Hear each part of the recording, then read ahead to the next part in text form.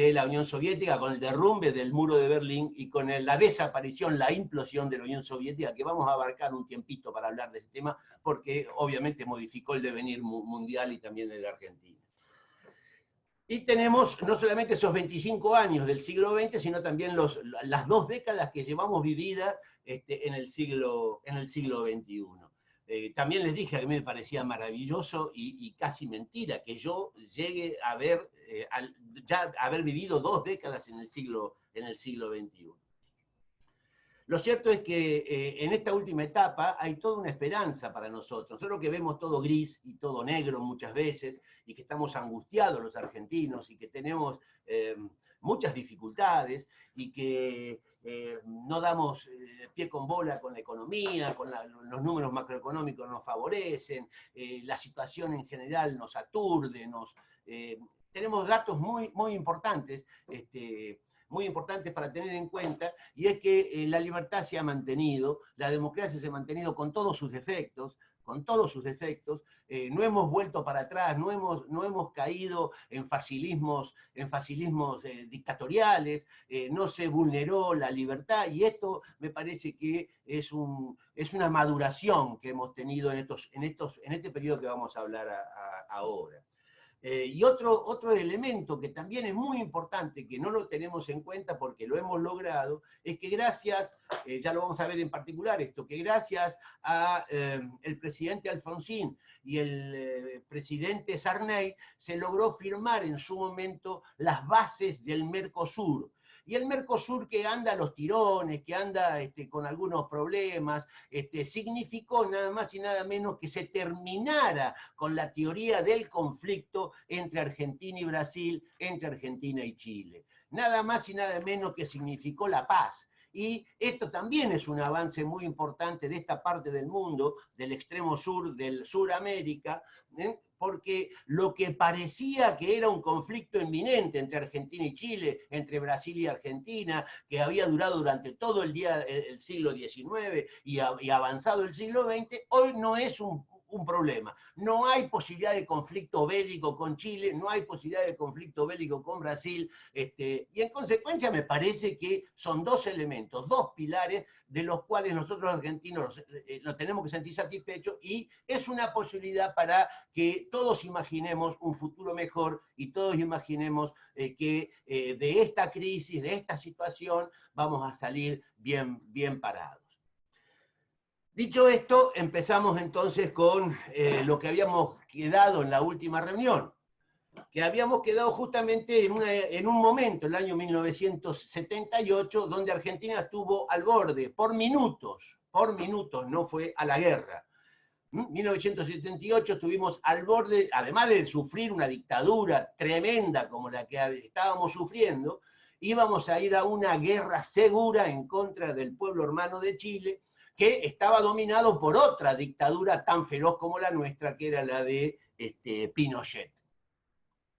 Por minutos, les puedo asegurar que fue por minutos, y por una intervención papal, que se logró doblar esta situación, donde habían 2 voluntades, fieras voluntades, enfrentadas entre sí.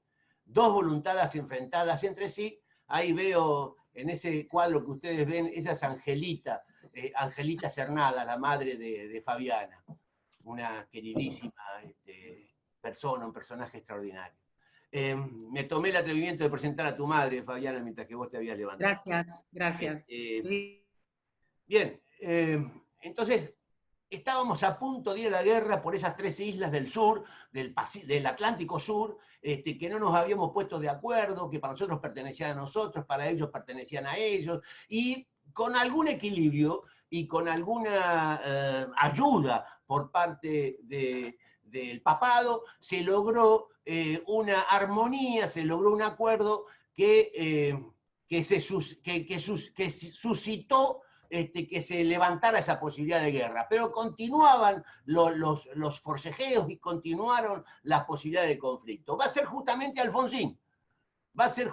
Alfonsín, durante la Cancillería de Dante Caputo, quien va a solucionar definitivamente la posibilidad de guerra con Chile, donde se termina el conflicto del límite con Chile, que llevaba 150 años de existencia.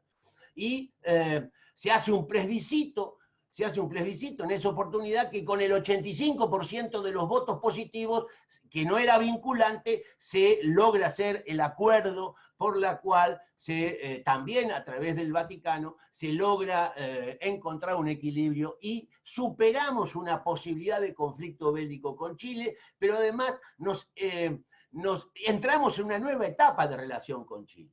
Lo mismo pasaba con Brasil.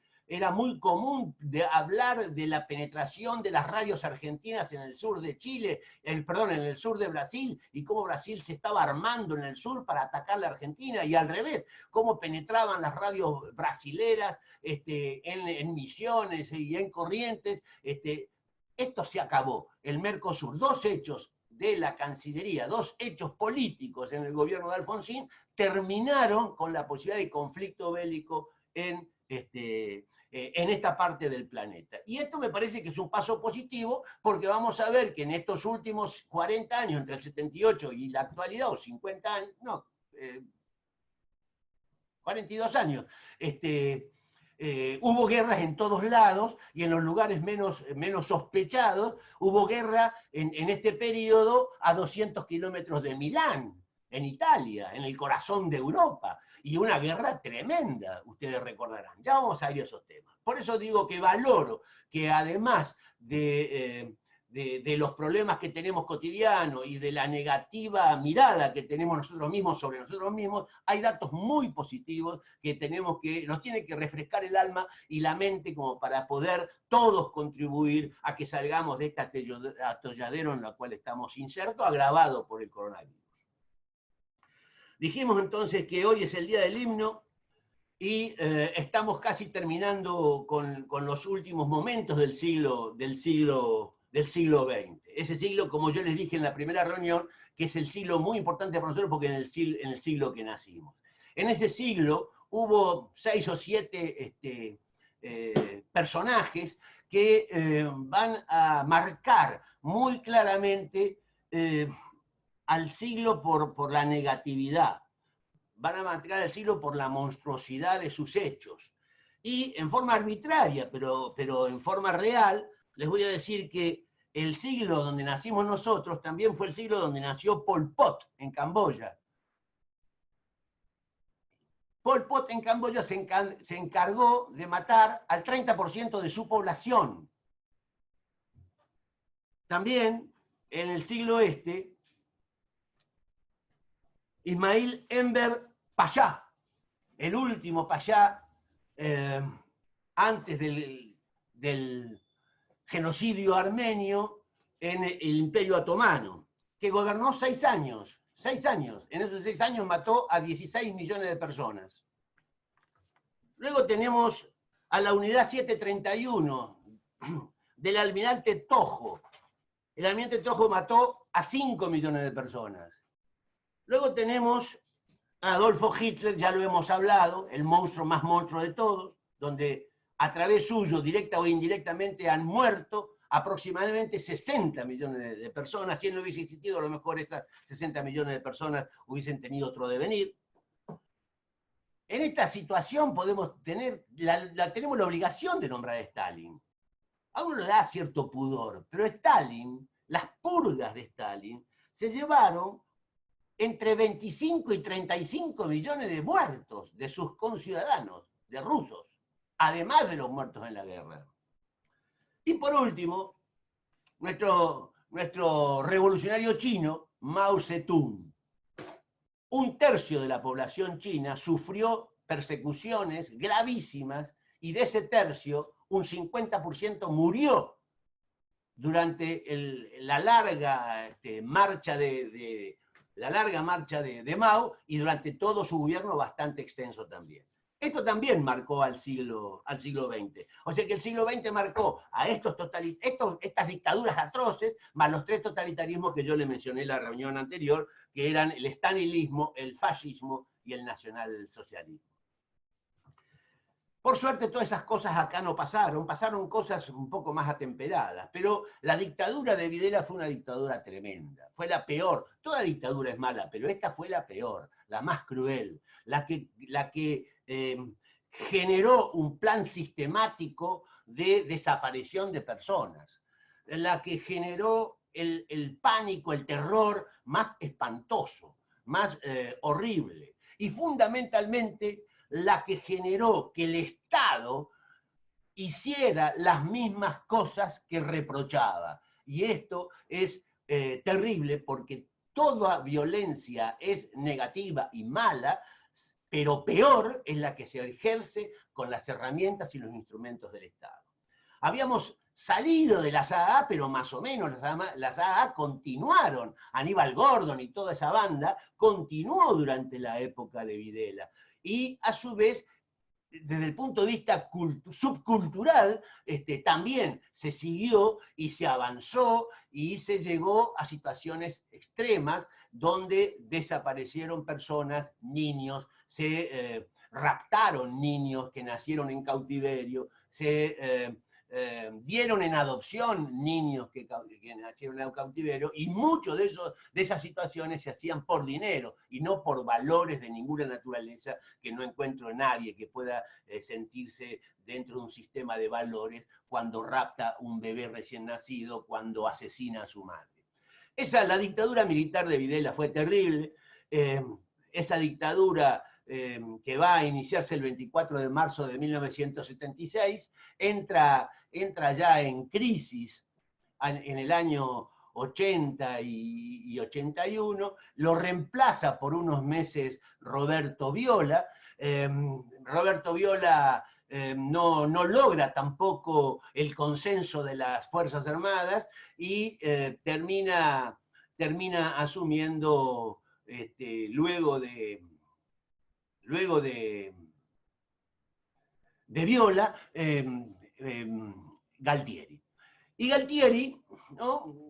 Ustedes recuerdan, un hombre alto, rubio, había estudiado en Estados Unidos en la escuela, en el colegio militar, se creía que Estados Unidos lo protegía, le gustaba mucho el whisky, dicen. Galtieri va a darse cuenta que se derrumbaba la dictadura militar. Una dictadura militar que no fue una dictadura que surgió para llamar a la democracia por un momento determinado, no. Surgió y se perpetuó. En ningún momento estuvo en ellos llamar a la democracia, llamar a las elecciones.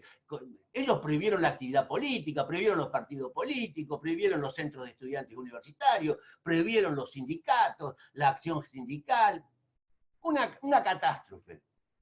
Lo cierto es que Galtieri en el poder se le ocurre, tal vez posiblemente, no creo que sea un factor, pero posiblemente haya ayudado, la ingesta de whisky lo llevó a imaginar una guerra contra el Reino Unido.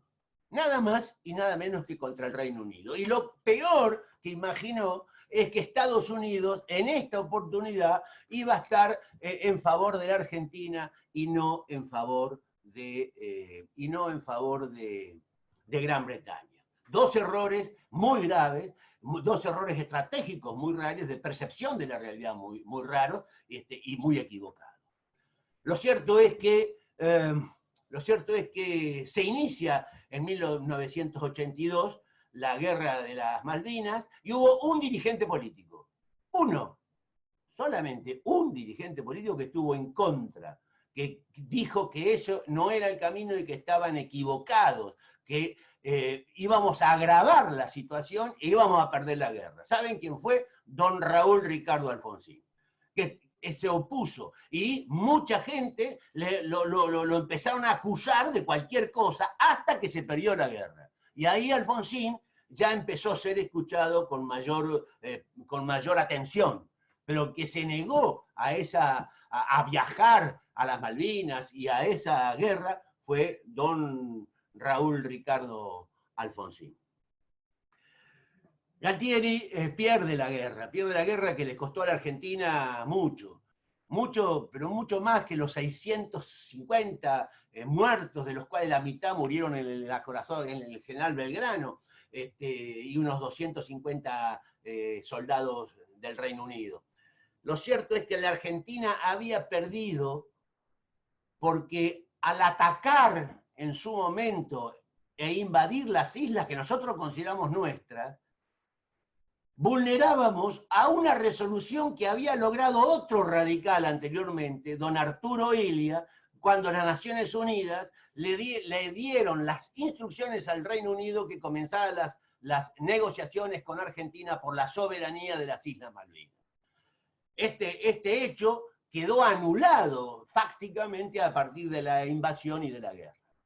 Y entonces estamos mucho peor luego de la guerra, desde el año 82 en adelante, que lo que estábamos desde el 82 para atrás. O sea que lo que quisieron hacer, si es desde el punto de vista patriótico, fracasaron y cometieron un error gravísimo. Como yo no creo mucho en el patriotismo de esta cúpula militar que gobernó el país entre el 1976 y 1983, me indigno al pensar que en estos momentos podríamos estar en una situación similar a la que tuvo Hong Kong o la que tuvo Panamá con Estados Unidos por el Canal de Panamá. Sin embargo, echamos todo a perder por un patrioterismo barato y fundamentalmente por un patoterismo barato de este señor que planteó alegremente: si quiere venir el principito que venga. Vinieron y ganaron. Ni que hablar que el gran héroe infiltrado en las asociaciones de derechos humanos, culpable de la muerte de las monjas francesas, ustedes recordarán el asesinato y desaparición de las monjas francesas, que estaba en servicio en las Islas Georgias, mandó un comunicado cuando vio la avanzada de la Armada Británica en las Islas Georgias, él tenía que defenderla, mandó un comunicado diciendo que estaban avanzando las fuerzas y que iba él a repeler. Dijo: viva la patria, rompo cacos, eso quería decir, rompo la radio y viva la patria, y rompo cacos, viva la patria. Después, a los 10 minutos se entregó sus armas y se dio por terminado el conflicto en las Islas Georgias. O sea que era valiente con las monjas francesas, fue valiente en infiltrarse contra las madres y abuelas de Plaza de Mayo, pero no fue valiente a la hora que tenía que defender las islas como soldado de la Argentina. Dicho esto, la catástrofe de Malvinas significó el fin de la dictadura militar. Se va a Viñones con su prepotencia y mediocridad a su casa, y entra Viñones, se va a Galtieri, me equivoqué, se va a Galtieri y entra Viñones, el general Viñones, que había sido director del colegio militar y tenía algunos modales más civilizados que Galtieri y que los anteriores, y no le queda otra que llamar a elecciones, no le queda otra que convocar a elecciones que gana muy fuertemente don Raúl Alfonsín. Gana las elecciones Alfonsín cuando todo el mundo creía que era imposible que gane las elecciones Alfonsín. Todo el mundo creía que iba a ganar el candidato peronista, Ítalo Luder, pero no, ganó Alfonsín con el 53% de los votos, sacándole 13 o 14 puntos de diferencia al Partido Justicialista y a todos sus aliados. Y Alfonsín, que había asegurado en la campaña que iba a enjuiciar la cúpula de las juntas militares y a los responsables de la desaparición de personas y de los hechos espantosos que habían ocurrido, cumple con su palabra y escribe con su gestión en los primeros 2 años una de las páginas más gloriosas de la historia argentina, único caso en el mundo donde se enjuicia en democracia a las juntas militares, se las condena y se las pone presas.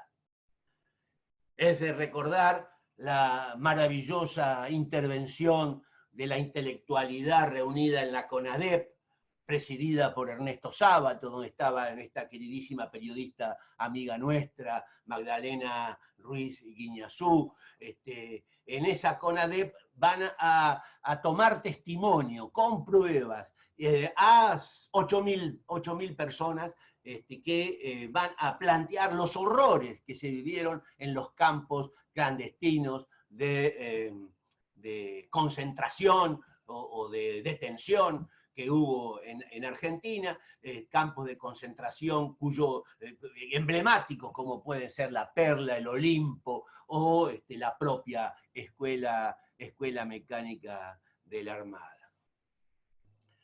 En este momento quiero decirles algo que yo jamás digo, que me involucra personalmente.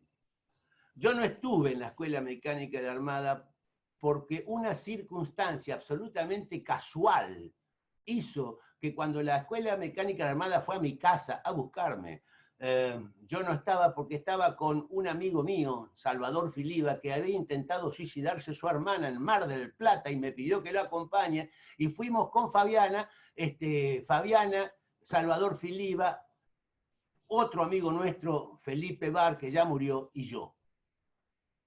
Y en el momento que estábamos en Mar del Plata, socorriendo a la hermana que intentaba suicidarse, una señora farmacéutica que estaba deprimida, socorriendo a la señora, me avisa una tía mía de Mar del Plata que habían allanado mi casa, y de mi casa se habían llevado a Cristina Guevara, luego fue diputada nacional durante 2 periodos, se habían llevado a Cristina Guevara buscándome a mí.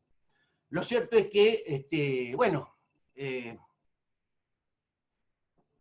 cuando hablo de la Escuela Mecánica de la Hermana, hablo no porque yo haya estado, pero sí estuvo Cristina Guevara, una amiga nuestra que vivía en Río Gallego, que había ido a visitarme, la llamó a mi madre por teléfono del aeropuerto y mi mamá la invitó a tomar el té. Y en el momento que están tomando el té, entra la Escuela Mecánica de la Armada en mi casa, rompen todo, roban todo y se la llevan a Cristina Guevara, que va a aparecer viva.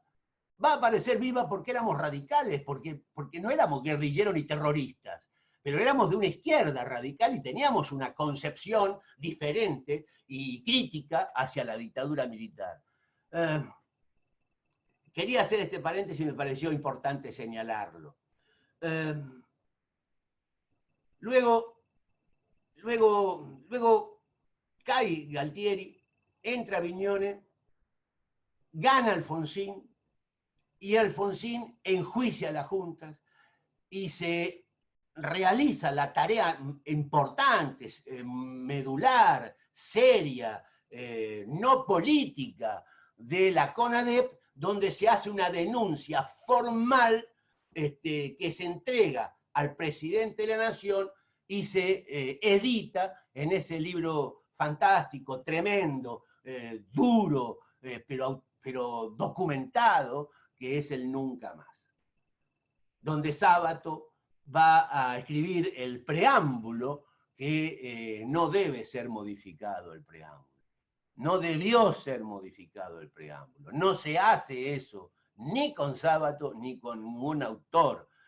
No se puede modificar el preámbulo. El preámbulo es el que se hizo en el momento, si no es falsificar la historia. Sin embargo, más adelante vamos a ver que algunos extraordinarios intelectuales, supuestamente de avanzada del pueblo, van a modificar ese preámbulo escrito por Sábato, luego de muerto de Sábato. Pero ahora estamos en otra historia. Alfonsín gana y Argentina, y la sociedad argentina vive un alivio tremendo. Se nota en las calles, se nota en la salida de los jóvenes de los colegios, se nota en las universidades. Hay libertad. Esa asfixia, ese terror, ese miedo, ese espanto que tenía la sociedad argentina, toda la sociedad argentina, se expande hacia una alegría, hacia música, hacia poesía, hacia creatividad. Y surgen voces como la de María Elena Walsh, o Herminia Avellaneda, o el propio Víctor Heredia, que marca con sus canciones toda esa época, con la canción de La Cigarra, o Sobreviviendo, la propia y queridísima Mercedes Sosa, que va a tener un acercamiento muy, muy fraternal y muy íntimo con Alfonsín y con el alfonsinismo. El alfonsinismo era un proyecto importante de tratar de renovar algunas estructuras del país. Y una de las estructuras que había que renovar del país era la estructura sindical. Y ahí empieza el primer fracaso de Alfonsín. lo que no puede lograr Alfonsín, porque tenía minoría en el Senado, minoría en diputados y minoría de gobernadores y en la legislatura. Alfonsín quiere modificar la ley sindical y la ley de las obras sociales y no logra, por un voto en el Senado, no logra sacar la ley Mucci, que era una renovación, una modificación de esa vieja ley de asociaciones profesionales y de trabajo que tenía la Argentina. Ahí empieza el primer encontronazo entre Alfonsín y el peronismo. Alfonsín no era antiperonista y era todo lo contrario. Si Alfonsín algo no era, era anti nada. Posiblemente antifascista, seguro, pero no antiperonista. Al contrario. Pero el peronismo empieza a organizarse, empieza a comprender que había sido muy duro el golpe sufrido en el 83, ellos daban por seguro que ganaba, y empiezan a organizarse, hacen una renovación, o intentan hacer una renovación, y ahí hay un dato muy interesante, desde el punto de vista histórico y desde el punto de vista político, y es que cuando todos pensábamos que la renovación peronista se iba a dar por un hombre moderado, prudente, inteligente, un hombre que tenía buenas intenciones, que era Antonio Cafiero, le gana nada más y nada menos que Menem, que se presentaba como una especie de Facundo Quiroga II, que venía con poncho, con patillas, desalineado y era muy pillo, pero con un lenguaje poco apropiado para ser presidente del PJ, y sin embargo gana Menem y empieza otra historia. Alfonsín va a tener una hiperinflación importante, intentó con su RUIL un plan estabilizador que tiene un éxito relativo durante un tiempo, luego eso estalla todo y termina el gobierno de Alfonsín muy arrinconado por el peronismo y fundamentalmente también por la realidad macroeconómica que no logra revertir. Quiero decirles que el gobierno de Isabel Perón, había dejado una deuda externa de 6.500 millones de dólares. Y que Vignone, cuando termina la dictadura militar, deja una deuda externa de 67 millones de dólares. La multiplica 10 veces la deuda externa, la dictadura militar, la patriótica dictadura militar.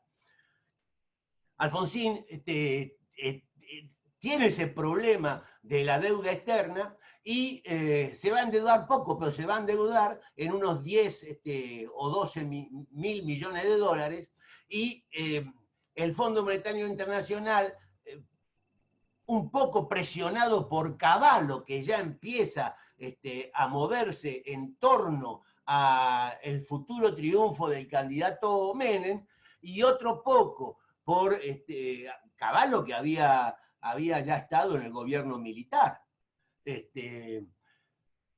Y otro fue el que privatizó la deuda, el que estatizó la deuda privada. Mal, bien, no lo sé, pero ese mismo Cavallo. Ese mismo Cavallo va al Fondo Monetario Internacional y va a Wall Street a decirle que no le presten plata a Alfonsín. ¿Sabe cuánta plata necesitaba Alfonsín para meter los melones en el carro? 400 millones de dólares. No se los dan. Alfonsín decide con patriotismo, con seriedad, resignar sus 6 meses de presidencia a efectos de que asuma el nuevo presidente, porque ya no se podía ni respirar de la conspiración general que había, de cómo estaban las cosas, y toma esa actitud y la tomó en soledad, en absoluta soledad. Termina el gobierno de Alfonsín con sus glorias, realmente muy importantes, y con sus defectos, también algunos son importantes, y empieza una nueva etapa. Empieza una nueva etapa en Argentina, que es la etapa del menemismo, que va a durar entre 10 y 11 años. Entre 1989, que para colmo de males, a Alfonsín le tocó lo que los sociólogos y economistas llaman la década perdida. No la década ganada, sino la década perdida. Y a su vez le tocó gobernar en un momento donde Reagan gobernaba Estados Unidos. Reagan fue presidente de Estados Unidos. Bueno, fue Trump también presidente de Estados Unidos. Reagan fue presidente de Estados Unidos. Si ustedes recuerdan la película Volver al Futuro, esa película que hace pocos días cumplió 35 años ya de antigüedad, en esa película, cuando va al futuro, el futuro es el año 1989.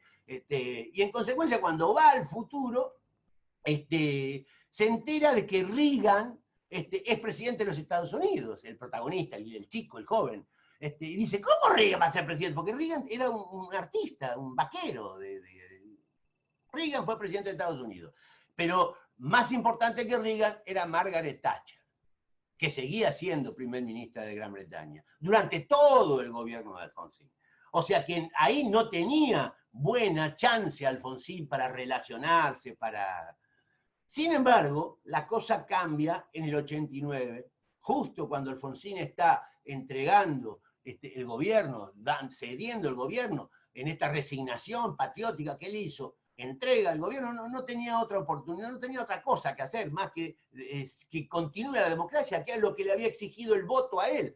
En realidad la sociedad argentina lo que quería que Alfonsín haga fuera reparar los daños morales, los daños éticos que había producido la dictadura militar. Y Alfonsín lo hizo con dignidad y con muy pocas herramientas que tenía. Muy pocas herramientas. En el medio, acuérdense, los caras pintadas que se levantaban, que exigían, y toda esa situación.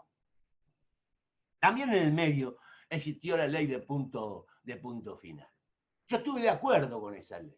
Yo era joven, pero estuve de acuerdo con esa ley. Yo creo que hay un momento, una vez que se enjuició las cúpulas y las conducciones militares, y están presas esas cúpulas, porque Alfonsín no solamente enjuició las cúpulas militares, también enjuició a las cúpulas guerrilleras. Y ahí empezó el problema. No solamente a las cúpulas militares, también a Firmenich, y también las cúpulas guerrilleras.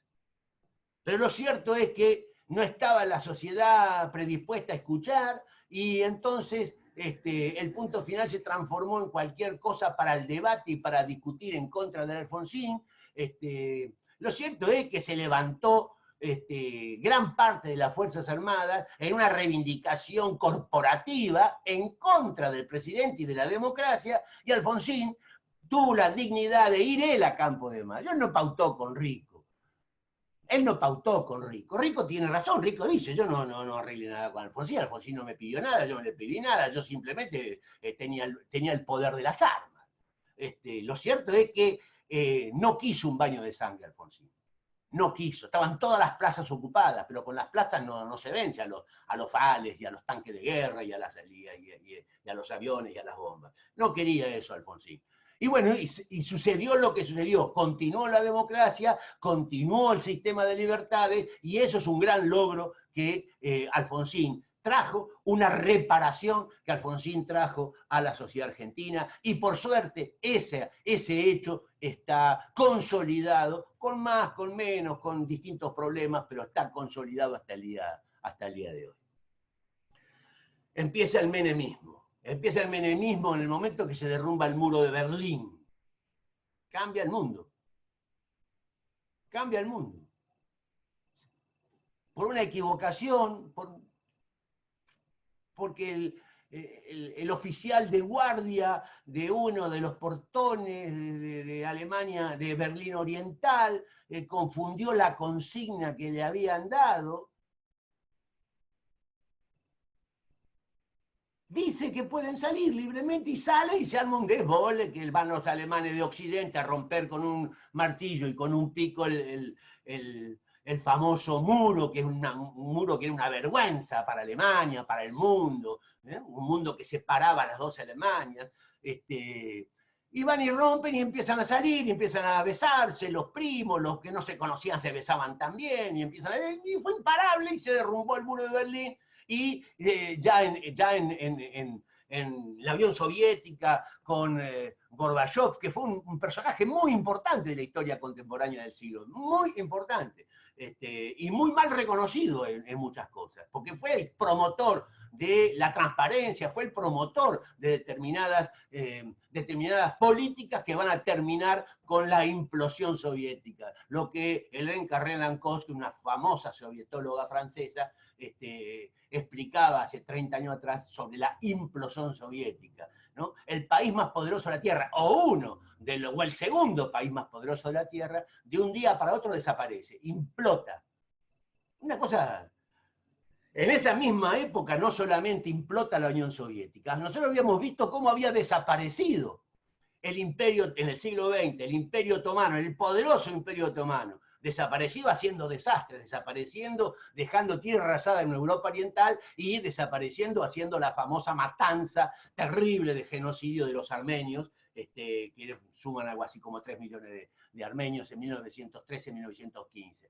También vimos cómo desapareció el imperio, el reino de Sicilia, ¿no? ¿Se acuerdan de Sicilia, de los cuentos de las niñas, ¿no? La emperatriz, la princesa, esa Viena imperial, majestuosa, se derrumba y desaparece el imperio austrohúngaro.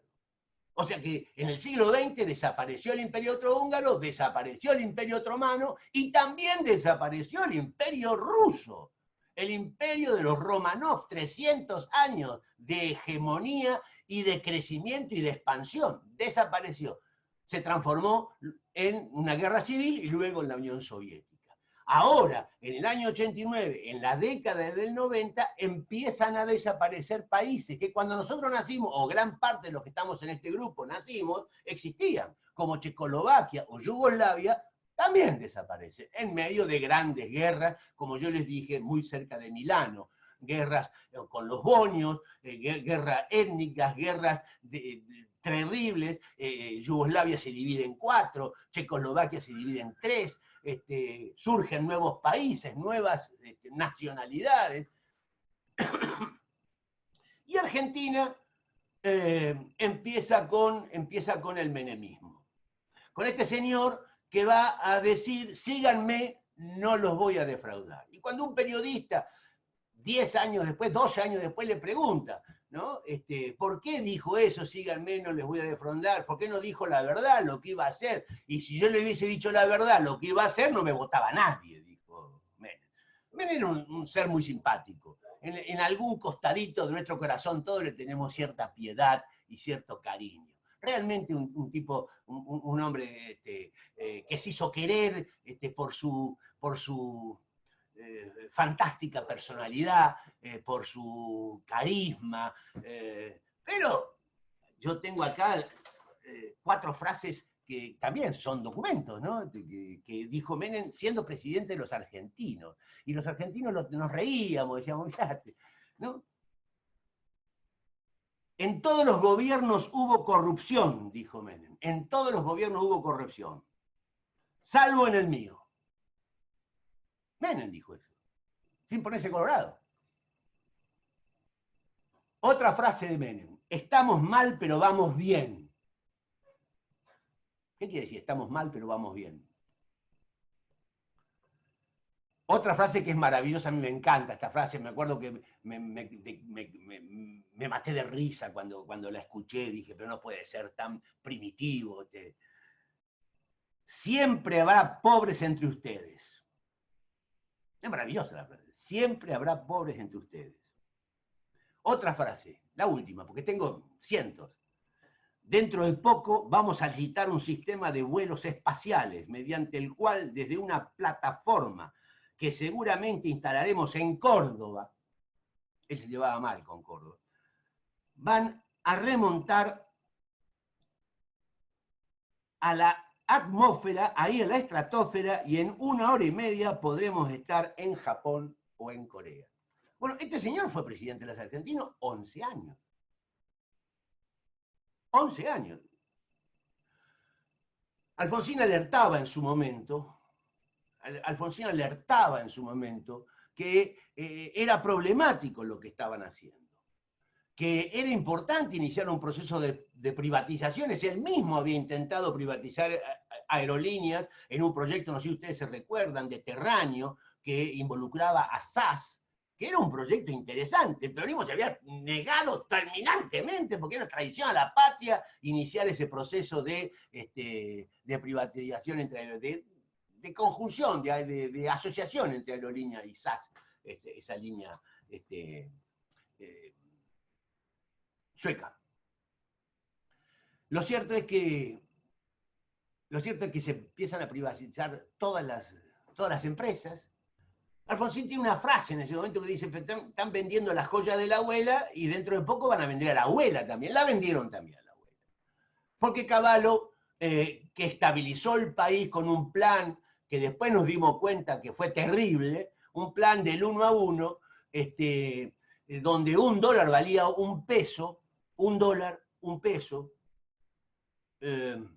y esto duró bastante tiempo, que permitió determinada estabilidad, permitió que no haya inflación o que haya una inflación muy baja, y todos sentimos la sensación de que habíamos entrado en el primer mundo, ayudados inclusive por el Fondo Monetario Internacional, que en el año 98 lo pone a la Argentina como un ejemplo a seguir a nivel mundial por los triunfos adquiridos. Sin embargo, en la línea de flotación de la producción argentina había un problema muy grave, porque Argentina tenía dificultades macro y microeconómicas enormes que no se notaban en ese momento. Lo cierto es que toda esta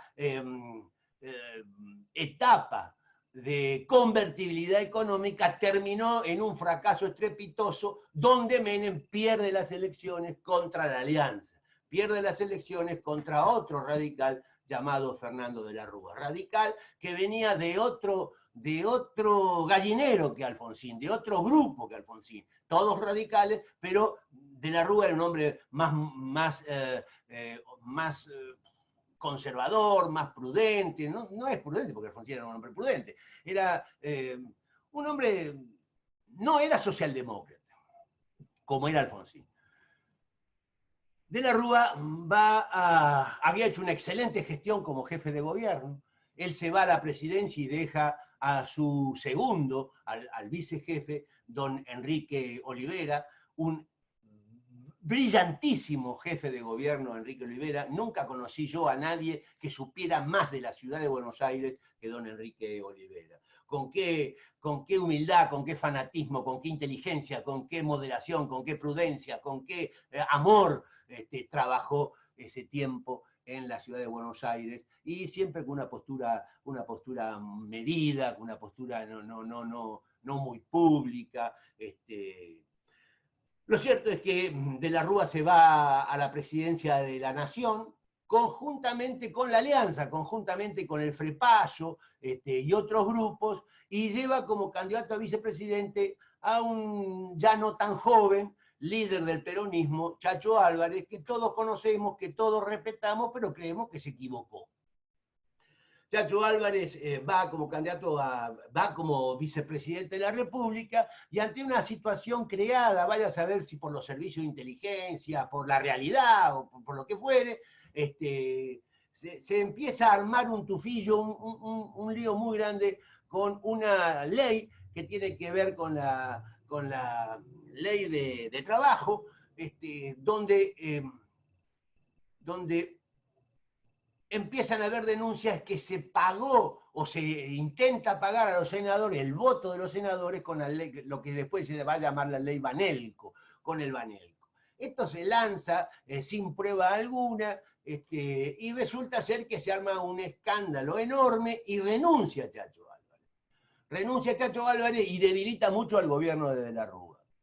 Yo creo que esa renuncia, no, desde el punto de vista político, estaba en su justo derecho a hacerlo si él creía, pero no significó nada más que un deterioro muy grande al mismo gobierno que él participaba. Tal vez él creyó que era su momento para plantar bandera, no lo sé, yo le tengo respeto a Chacho Álvarez, pero realmente le tengo respeto.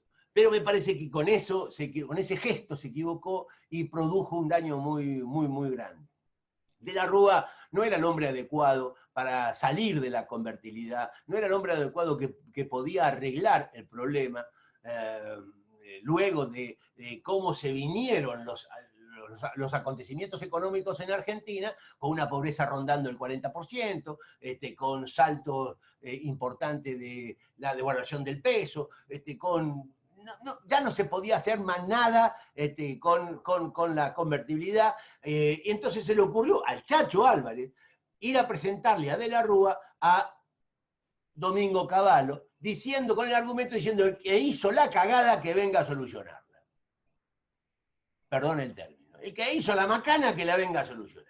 Y fue Domingo Cavallo y produjo un hecatombe que fue reemplazado muy rápidamente. Después vino López Murphy, después vinieron los acontecimientos del 20 y 21, el 19, 20 y 21 de diciembre, donde se saqueaban comercios, donde salía la gente a la calle, donde irrumpieron en la época de Menem los piqueteros.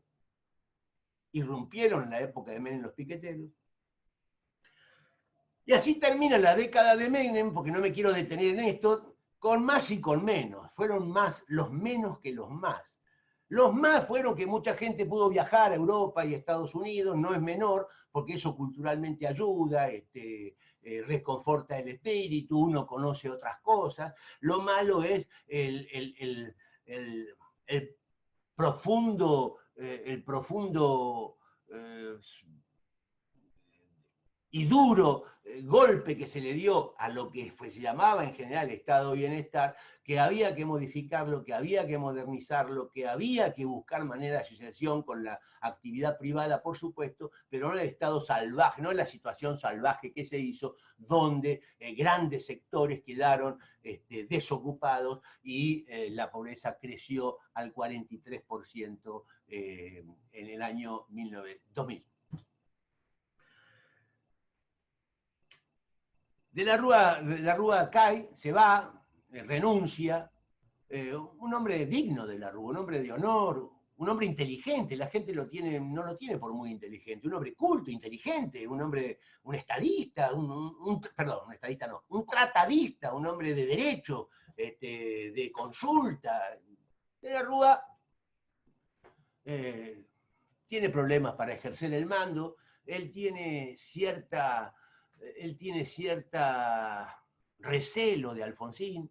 Alfonsín lo único que hizo fue ayudarlo, Alfonsín ya estaba grande, lo único que quería era ayudarlo, pero él tenía cierto recelo. Obviamente, si uno iba a un acto radical, a una cena radical de 10.000 radicales, y entraba De la Rúa, lo aplaudían. Pero ese mismo acto en el gobierno de la Rúa entraba Alfonsín y deliraban las 10.000 personas. Porque uno era un héroe que había luchado contra la dictadura y el otro era un hombre perfecto, qué sé yo, un hombre bien vestido, pulcro, inteligente, pero no era el líder que era Alfonsín. Discúlpenme esto, pero es mi forma de ver de muy adentro esta situación. Cae De la Rúa, se va De la Rúa, vuelvo a repetir, un hombre digno, un hombre inteligente, un hombre sano, y hay una seguidilla de presidentes, 6 presidentes vinieron que duraron una semana, 2, un acontecimiento terrible, triste, vulgar, pero que muestra culturalmente alguna faceta de la Argentina, es cuando Rodríguez Sá, siendo presidente en la Cámara de Diputados, hace un discurso diciendo que Argentina no va a pagar y festejan todos los que están ahí presentes el default de la Argentina. Un horror, ¿no? Es este patrioterismo barato, esta mirada corta, tenemos deuda, no la pagamos. Algo así como decíamos cuando éramos chicos, ¿no? Pelito para la vieja. El pelito para la vieja, chau, y nos afanábamos algo, una pelota, ¿no? Una cosa vulgar, pero marca también un antecedente. Se festejó y se aplaudió. El default. Esperemos que hayamos aprendido y que no festejemos ahora y aplaudamos alguna posibilidad de default. Creo que no, creo que ya hemos adquirido una madurez de conciencia lo suficientemente sólida como para comprender que ir a un default es malo, es tremendo y es fundamentalmente muy malo para nuestros hijos y para nuestros nietos. 6 presidentes que se sucedieron, unos días, algunos, hasta que asume Dualde. Dualde es un militante político, un cuadro político importante, un hombre del peronismo de la provincia de Buenos Aires importante, un hombre que tiene buena lectura, su mujer, una militante también que lo acompaña, hacen una buena dupla. Dualde va a asumir, puesto por la legislatura, perdón, la Asamblea Parlamentaria, como presidente para terminar el mandato de la Rúa. Y Dualde va a estar ahí tratando el toro cabrío. El toro cabrío, y logra algunas correcciones con Remelemnikov, que va a devaluar el peso argentino, que va a poner el corralito, algunos dicen el corralón, que va a... Lo cierto es que más o menos encamina la crisis Dualde. Yo le tengo un profundo respeto a Dualde y a la actividad que desarrolló en esos 2 años de gobierno. Un hecho fortuito, que es la muerte de 2 militantes de la izquierda en el puente Avellaneda, matados por un comisario, un subcomisario de la policía bonaerense, hacen que Dualde tenga que anticipar las elecciones, y se arman las elecciones, y bueno, se arman las elecciones y gana Néstor Kirchner, que no ganó las elecciones.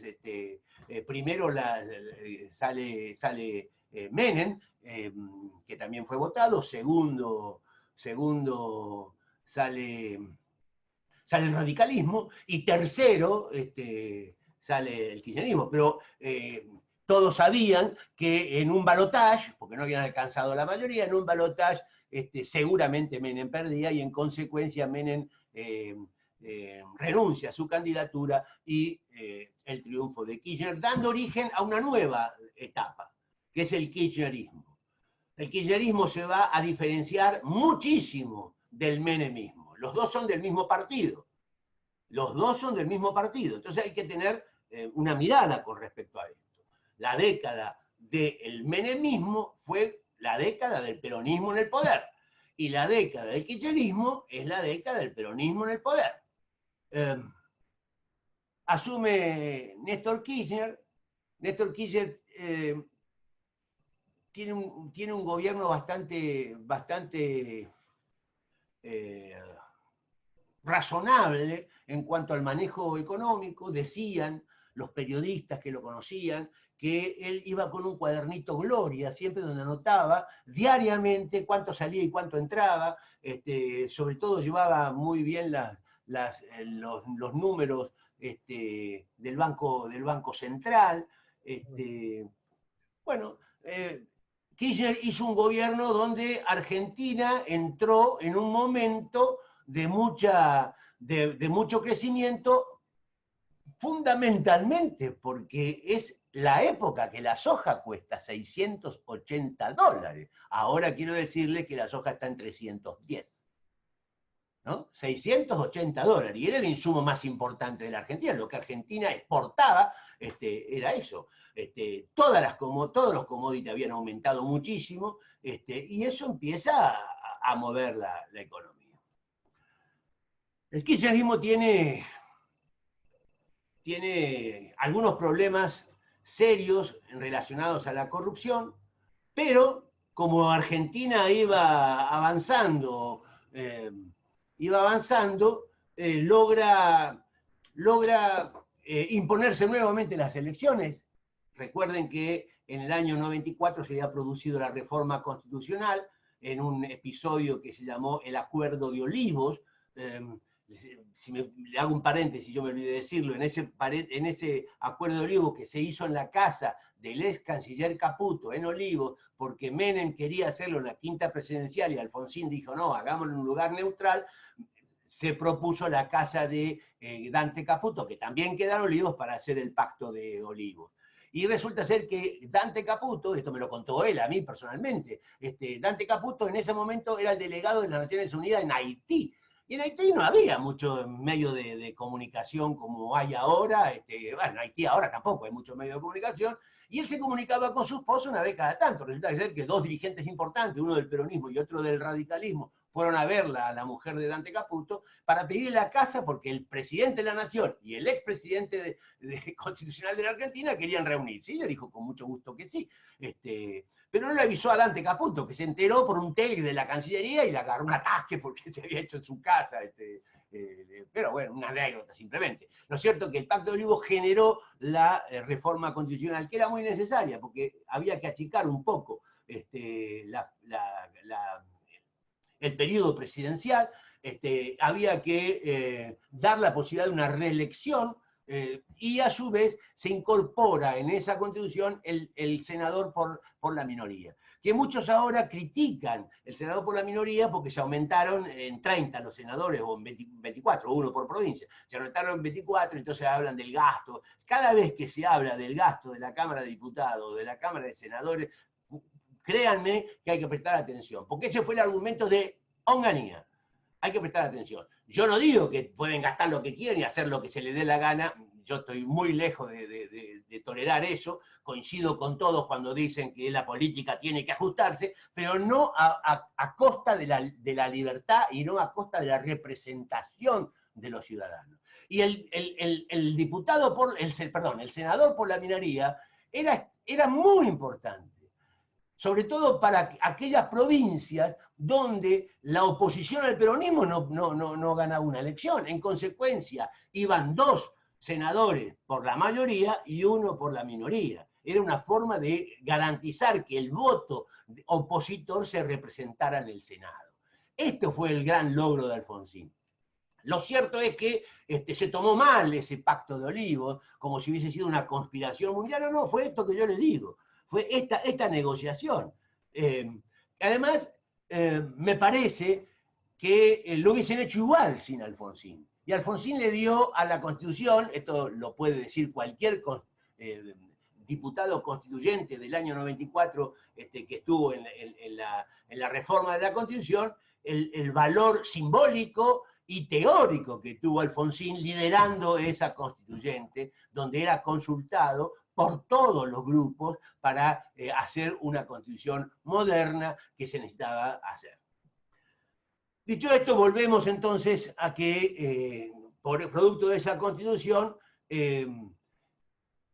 Kirchner va a estar sus primeros 4 años, su primero y único 4 años de gobierno, y ellos deciden que sea su esposa la presidenta que lo continúe. Y la esposa va a continuarlo durante 2 periodos más, 4 años y 4 años. 4 años que van a vencer en el 2015 y arranca esto en el 2003. Quiere decir que hay 12 años continuos de kirchnerismo. No podemos decir que es una década, no vamos a cometer el error que cometían los historiadores cuando hablaban de la década perdida, que yo les dije que no era ni una década ni tan perdida, porque eran 15 años, y ahora tampoco, no era una década, es más que una década.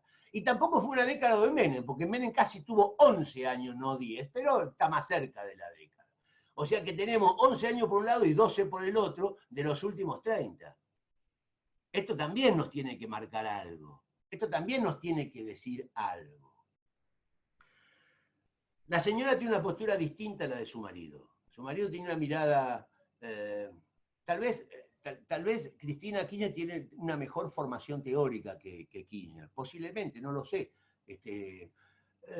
Tal vez, seguramente tiene mejor discurso.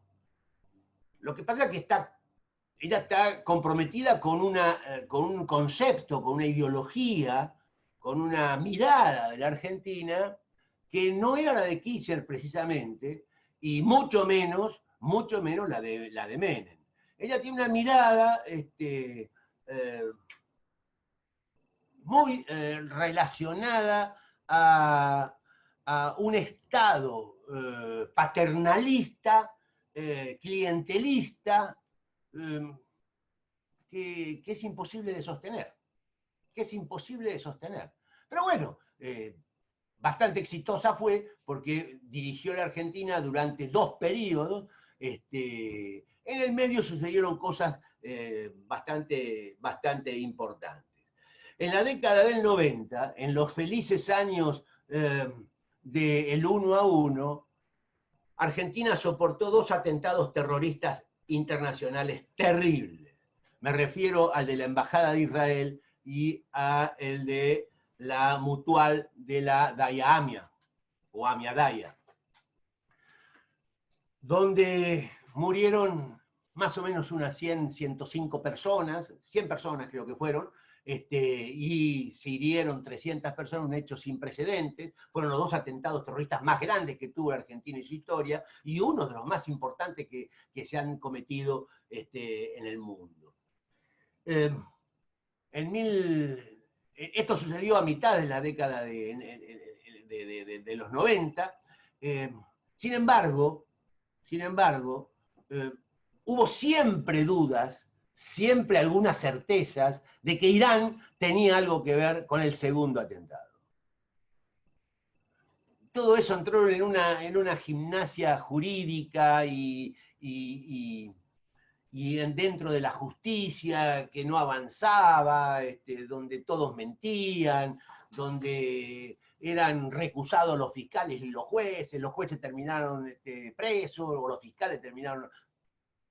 Bueno, lo cierto es que unos años después, desde el gobierno nacional, se firma un acuerdo, un pacto, nada más y nada menos que con Irán, país sospechado de ser un partícipe necesario en el segundo atentado más importante que tuvo la Argentina en toda su historia.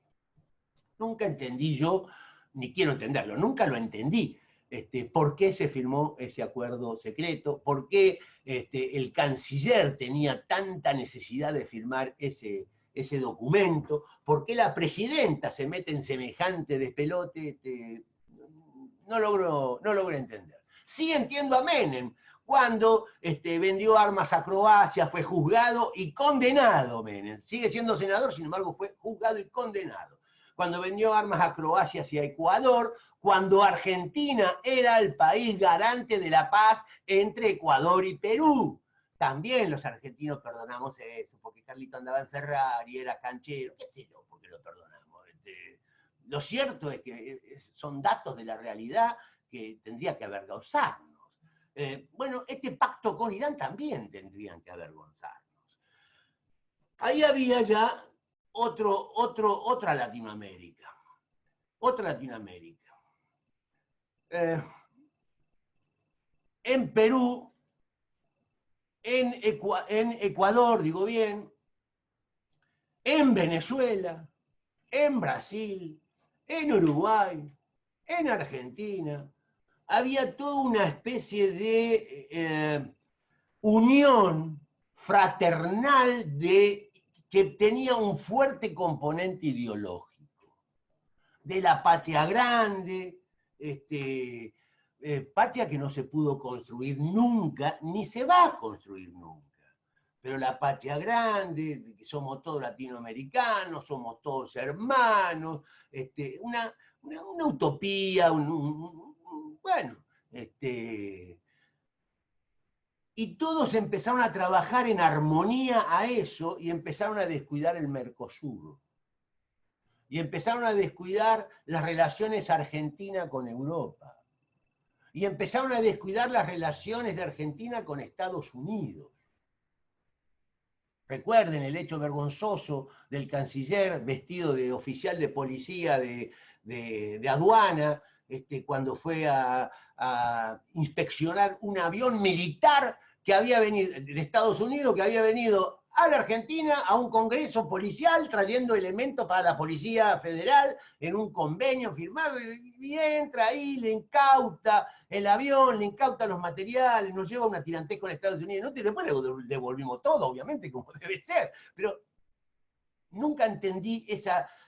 yo creo que la gestión, la Cancillería del canciller en la época de Cristina Kirchner fue realmente el peor canciller que hemos tenido, y yo lo consideraba un tipo inteligente, al menos yo creo que el padre era inteligente, ¿no? A lo mejor la genética hizo persaltum, ahí no sé, la verdad que no sé. Lo cierto es que me parece que de alguna manera traicionó a su colectividad, de alguna manera traicionó a los argentinos, de alguna manera se equivocó, o era un pavote, o no lo sé, pero lo cierto es que trajo dolor y trajo confusión, todo eso, el acuerdo y la firma, en la forma que se firmó, quién eran los operadores que hablaban de ese tema. La verdad, me pareció innecesario la firma de ese acuerdo, pero también pueden ser presiones de Venezuela, había una simbiosis entre Chávez y Cristina, entre Mujica y Cristina, entre Correa y Cristina. Latinoamérica, había dos Latinoaméricas. Había una Latinoamérica que tenía que ver con Chile, con México, con Colombia, y había otra Latinoamérica que estaba muy ideologizada.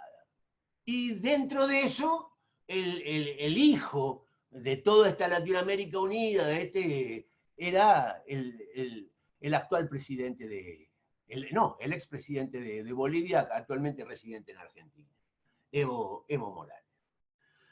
Todo esto daba la sensación de que había una armonía, al menos ideológica, entre todos, pero eso no trajo prosperidad. Eso no trajo prosperidad. Eso no trajo resultados muy positivos, que digamos. Cristina termina su mandato, también con más y con menos. Termina su mandato. Siempre hubo libertad. Siempre hubo libertad. En todo este periodo que yo hablo, hubo libertad. Hubo libertad de expresión, hubo libertad. Y esto no es un dato menor, esto es un dato importante. Importante. Importante.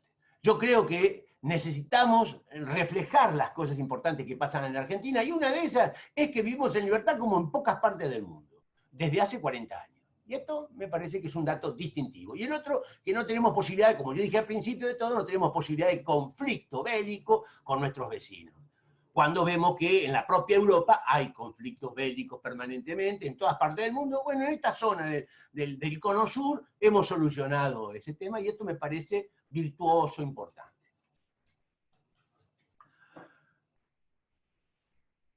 Termina su mandato Cristina Fernández de Kirchner, e inesperadamente gana una nueva coalición, que es Cambiemos, donde están los radicales, con un partido joven llamado PRO, que había gobernado y sigue gobernando la ciudad de Buenos Aires muy exitosamente hasta ese momento. Y bueno, entonces se arma una alianza con otros sectores y se ganan las elecciones. Gana Macri las elecciones. Al fin teníamos un empresario con todas las letras en el gobierno para ver si podíamos enderezar el barco económico, y todos apostamos a que había muchas posibilidades que una mirada de un ingeniero, empresario, qué sé yo, pudiera resolver el tema macroeconómico de la Argentina, que nos tiene enfermos y envueltos de hace 40 años a los argentinos. Digo 40 años por ser generoso, podríamos decir mucho tiempo más para atrás. No fue así. No fue así. El gobierno de Macri hizo cosas muy importantes, un desarrollo de infraestructura como hacía muchos años no se veía, en rutas, en carreteras, en puentes, en aeropuertos, en puertos, en electricidad. Conceptualmente también hizo inversiones, o logró inversiones importantes en Vaca Muerta y en la red eléctrica, pero le faltó una mirada de comprensión sobre grandes sectores de la población que la estaban pasando mal. Él creyó que llevando las tarifas a nivel internacional, o ellos creyeron que llevando la tarifa a nivel internacional, se iban a resolver el problema de las empresas, y seguramente podrían haberse resuelto el problema de las empresas. Lo que pasa es que se rompió el problema de las familias. Lo que pasa es que empezaron a quejarse los pequeños productores agropecuarios, los pequeños productores industriales, las pymes, los consorcios que no prendían la calefacción. porque si prendían la calefacción todo el día, no había plata para pagarlo, y todo esto generó un clima terrible, tal vez injustamente, pero un clima terrible que dio posibilidad a que en las últimas elecciones ganase nuevamente el peronismo con la figura de Alberto Fernández, un abogado talentoso, inteligente, que a su vez había sido jefe de gabinete en la gestión de Kirchner.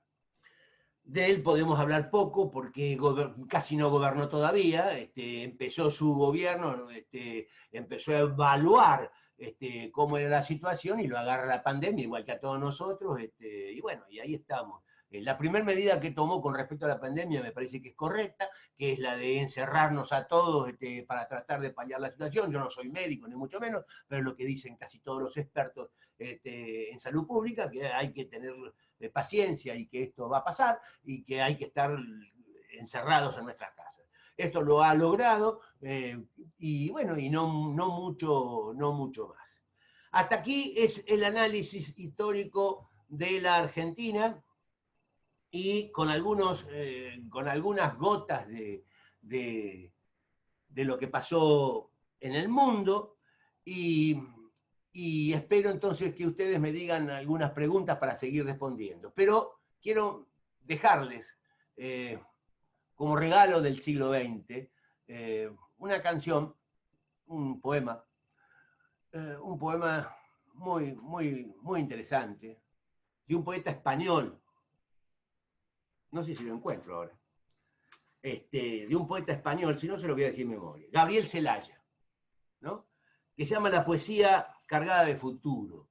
¿Por qué les voy a leer esto? Porque esta poesía, a lo mejor les suena un poco fuerte, porque esta poesía fue la que marcó, después de la Guerra Civil Española, a todas las generaciones de estudiantes universitarios del mundo hispanoparlante, y fue como nexo entre todas las agrupaciones universitarias de Argentina, de Chile, de Brasil, inclusive de Filipinas, obviamente de España.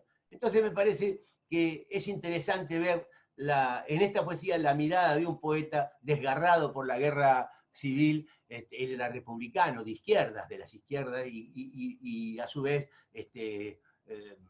dando un canto de esperanza para las nuevas generaciones a través de su poesía. Les leo rápidamente, esto dura un minuto. La poesía es un arma cargada de futuro. Cuando ya nada se espera personalmente exaltante, más se palpita y se sigue más acá de la conciencia, fieramente existiendo, ciegamente afirmando, como un pulso que golpea las tinieblas. Cuando se miran de frente los vertiginosos ojos claros de la muerte, se dicen las verdades, las bárbaras, terribles, amorosas crueldades. Se dicen los poemas que ensanchan los pulmones de cuantos asfixiados piden ser, piden ritmo, piden ley para aquello que sienten excesivo. Poesía para el pobre, poesía necesaria, como el pan de cada día, como el aire que exigimos 13 veces por minuto para ser, y entonces somos, un sí que glorifica. Porque vivimos a golpes, porque apenas nos dejan decir que somos quien somos, nuestros cantares y poemas no pueden ser sin pecado un adorno. Estamos tocando el fondo. Maldigo la poesía concebida como un lujo cultural por los neutrales. Maldigo la poesía concebida como un lujo cultural por los neutrales, que lavándose las manos se desentienden y evaden. Maldigo la poesía de quien no toma partido hasta mancharse. Hago mío las faltas, siento en mí a cuantos sufren, y canto respirando. Canto y cantando más allá de mis penas personales, me ensancho. Quisiera daros vida, provocar nuevos actos y calculo por eso, con técnicas que no puedo, me siento un ingeniero del verso y un obrero trabajando con ciencias y aceros. No es una poesía gota a gota pensada, no es un bello producto, no es un fruto perfecto. Es algo como el aire que todos respiramos, 13 veces por minuto para andar, entonces somos un sí que glorifica. Son palabras que todos repetimos, sintiendo como nuestras, y vuelan. Son más que lo mentado. Son lo más necesario, lo que no tiene nombre, son gritos en el cielo y en la tierra, necesariamente son actos. Gabriel Celaya, ¿no es una maravilla para hablar del siglo XX esta poesía? Gracias. Bueno, Jorge, muchas gracias nuevamente por tu presentación. Vamos a ir con la primera pregunta de Alejandro Pagliardini. ¿Qué relación con el contexto mundial que tiene en relación a Estados Unidos y a Europa? ¿Qué relación tiene el golpe militar del 76 y el retorno a la democracia en el 83? El golpe de Estado del 76 está inscrito dentro del marco de la Guerra Fría que yo les había comentado. El mundo está dividido en dos territorios, en dos zonas, y Latinoamérica claramente estaba identificado dentro de la zona que le correspondía a Estados Unidos, no porque quisiera en Latinoamérica, sino porque así estaba. Sin embargo, la Unión Soviética, a través de Cuba, ejercía todo un trabajo ideológico, de armamentos, inclusive de adiestramiento de técnicas subversivas y de guerrilla, y esto era intolerable para Estados Unidos, así que Estados Unidos tuvo participación a través de las Escuelas de las Américas, que estaba situada en Panamá, y donde asistían todos los altos oficiales de las Fuerzas Armadas de todos estos países a esos cursos de la Casa de las Américas, y donde se establecían técnicas y tácticas de combate hacia lo que ellos llamaban los movimientos subversivos o terroristas o guerrilleros. Sí, Estados Unidos tuvo mucho que ver con el golpe de Estado de Estados Unidos, de 1976 en Argentina, pero también en Chile, también en Paraguay, también en Brasil, también en Uruguay, también en Perú, también en Colombia. O sea, no es que hubo golpe de Estado solamente en Argentina. Antes, mucho antes del golpe de Estado del 76, en Chile había tenido participación la CIA en la caída de Salvador Allende el 11 de septiembre de 1973. Y a su vez, en estos países tenían un acuerdo firmado, el Plan Cóndor, por la cual se trabajaban en conjunto, en operaciones de conjunto, con respecto a la guerrilla, con respecto a los movimientos insurreccionales. O sea, sí, claro, tuvo que ver. Europa menos, Europa de Francia tuvo alguna influencia indirecta cultural, porque tenía toda la experiencia, yo les había dicho, toda la experiencia de la lucha contra la guerrilla y la liberación de Argelia y de los países de África francoparlantes, y esas escuelas de represión a la guerrilla y a la subversión, que fueron aplicadas por los ejércitos franceses en el África francoparlante, lo trajeron acá algunos cursos, pero nada más. Estados Unidos sí tuvo mucho que ver.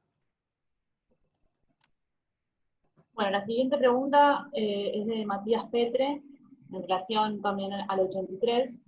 Quiere saber si es real, si es verdad, que en el 83 había un pacto militar peronista por el cual, en caso de ganar Luder esas primeras elecciones, Luder había garantizado una amnistía que impediría ser juzgados por los crímenes de Estado cometidos durante la dictadura.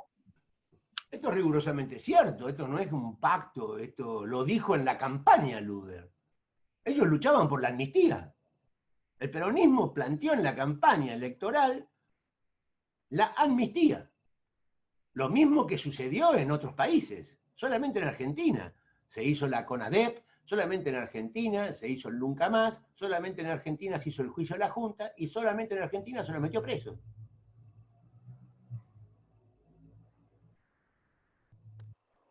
Bueno, la siguiente pregunta es de Eugenia. ¿Existe algún tema en materia política en el que la Argentina haya sido una verdadera política de Estado, independientemente del partido en el poder? Repetime, porque no entiendo bien. ¿Sí? ¿Existe algún tema en materia política en el que la Argentina haya seguido una verdadera política de Estado independientemente del partido que estuviese en el poder en ese momento? Qué pregunta extraordinaria. Eso me hace pensar, tengo que pensar. Bueno, la educación pública tan a veces criticada por determinados sectores, ¿no? La educación pública es una política de Estado que se fue manteniendo a lo largo del tiempo, desde aquella ley gloriosa de 1420, pasando por la reforma universitaria del 18. Bueno, la educación pública en Argentina me parece que es una política de Estado que se fue continuando independientemente del partido o de los grupos que estuvieran. Muchas veces se quiso modificar eso, pero no se pudo. No se pudo, ¿no? Sí, yo creo que la educación pública, posiblemente la reivindicación de Malvinas, Malvinas, es una política de Estado, la reivindicación sensata de Malvinas, ¿no? Es una política de Estado. Y después me cuesta pensar que haya otras. Justo Javier Vizcayar estaba hablando en el chat, justamente comentaba eso, que Malvinas, bueno, más allá de la guerra, fue una política de Estado. La siguiente pregunta es de Elsa Susana. ¿Qué ocurrió en la toma del regimiento de La Tablada? ¿Por qué lo hicieron?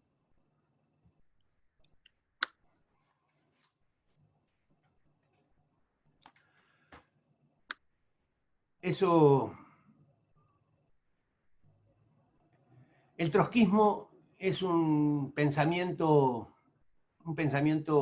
muy confuso. Esta mirada que tenía Trotsky de hacer focos, el foquismo, con un grupito, hacer un foco acá, un foco acá, un foco acá. Ellos pensaban que de donde todos esos focos se juntaban y hacían la gran revolución internacional. Esto no sucedió nunca. Inclusive ya eso viene siendo discutido con Lenin desde hace ya mucho tiempo. Lenin estaba en otra posición, en otra mirada, obviamente.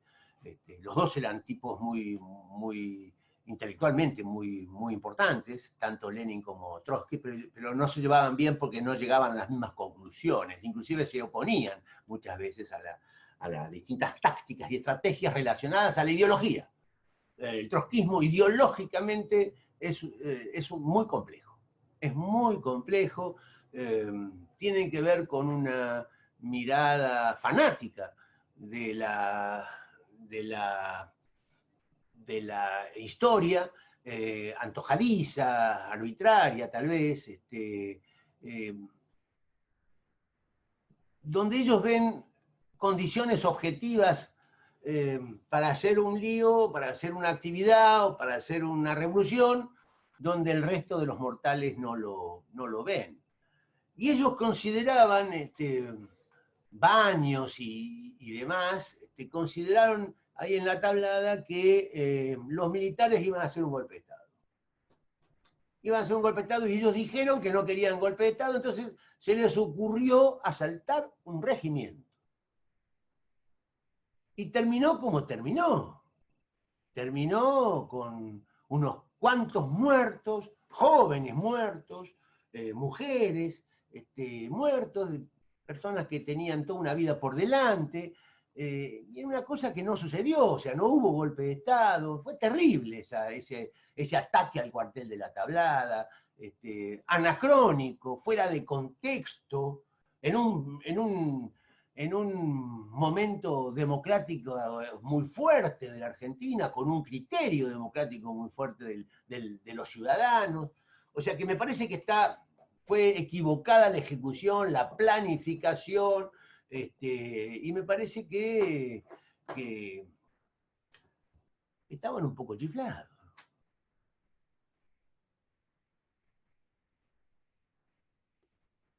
Bueno, la siguiente pregunta es de Matías Petre. Jorge, habló bastante usted sobre libertades de las que gozamos desde hace casi 40 años. En su opinión, ¿la democracia está realmente consolidada o aún se corre riesgo de perderla paulatinamente como pasó en Venezuela?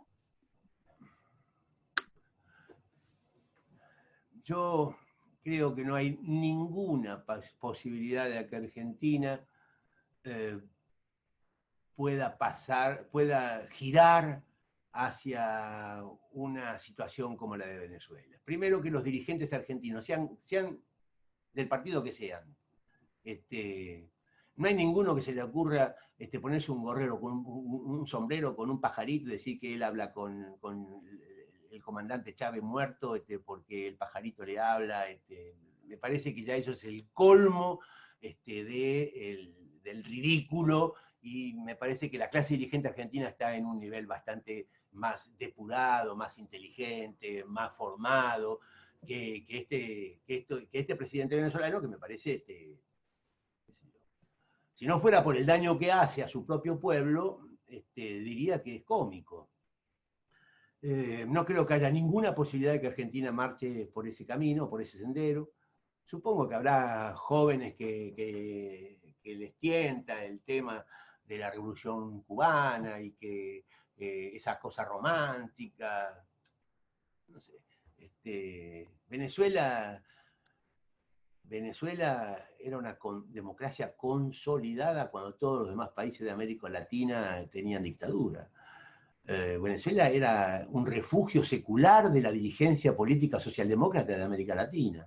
De ahí fueron tantos argentinos escapados luego del horror de la dictadura de Videla. Terrani, uno de ellos, el senador Adolfo Gas, por nombrar dos, mi amigo Manolo Canals, que fue secretario parlamentario del Senado. Sin embargo, Venezuela, siendo un país productor de petróleo, un país riquísimo, está en una miseria, una involución espantosa. Yo no creo que Argentina en Argentina haya nadie que quiera ese modelo para el futuro argentino. Y es más, me parece que es impracticable, imposible. Yo no creo. No creo que la democracia argentina se degrade. Yo creo que estás pasando dificultades, sí, pero me parece que la democracia argentina está sólida, y me parece que la dirigencia política argentina tiene que empezar a demostrar lo que yo digo, ¿no? Que es una dirigencia política confiable y razonable. Hay cosas que pasan que son inexplicables. Hay cosas que pasan que son inexplicables, y bueno, que cada uno va haciendo su experiencia. A mí me parece que llegó el momento de que todos pongan un poquito, y bueno, llegó un momento también que la clase política de la Argentina ponga un poquito de esfuerzo para imaginar determinadas salidas a estos problemas que nos retrasan, estos problemas que nos conmueven, que tienen que ver con no poder lograr un equilibrio macroeconómico razonable que nos permita vivir razonablemente bien. Porque justamente usted recién hablaba de la Revolución Cubana, y Jovino Arturo quisiera saber cómo explica usted el sistema político que tiene Cuba.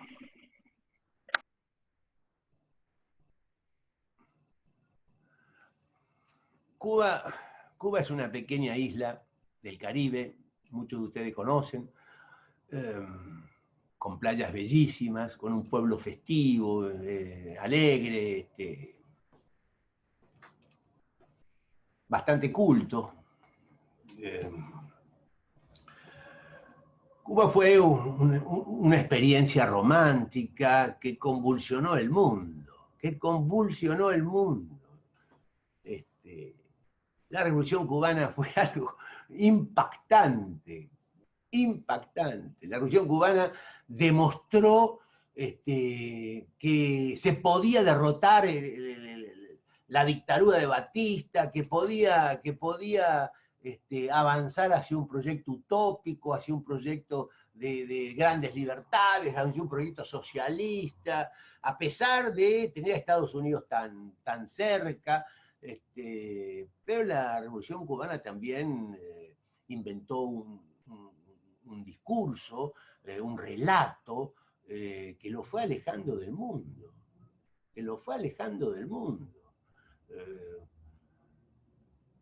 No se puede construir socialismo sin libertad, porque no es socialismo entonces, no se puede.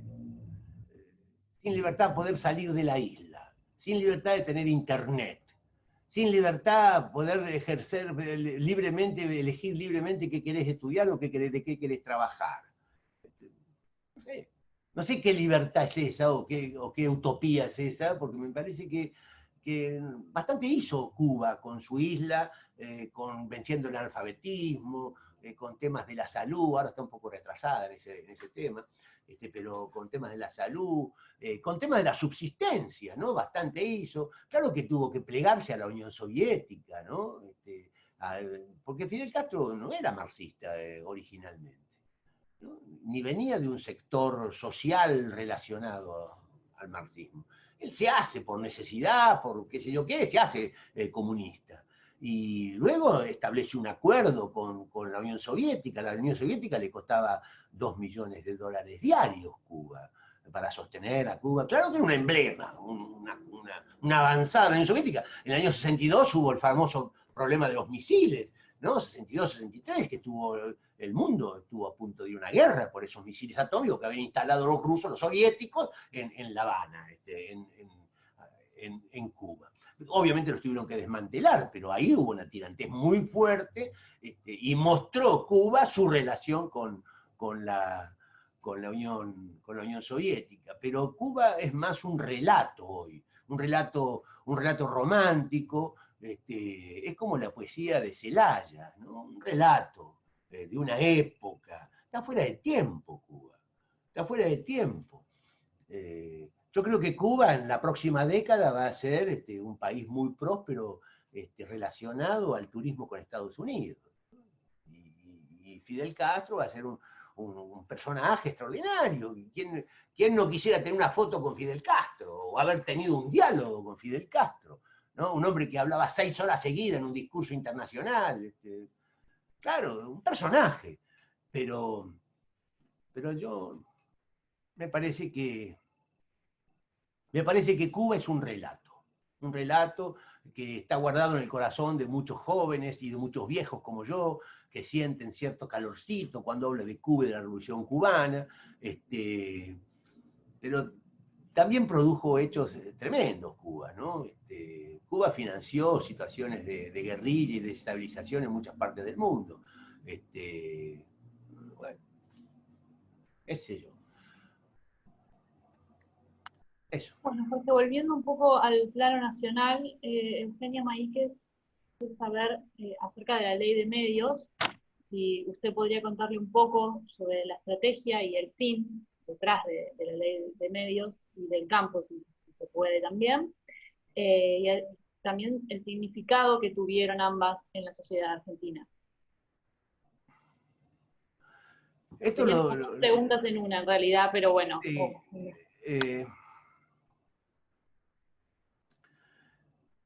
Yo no creo en ninguna ley de medios.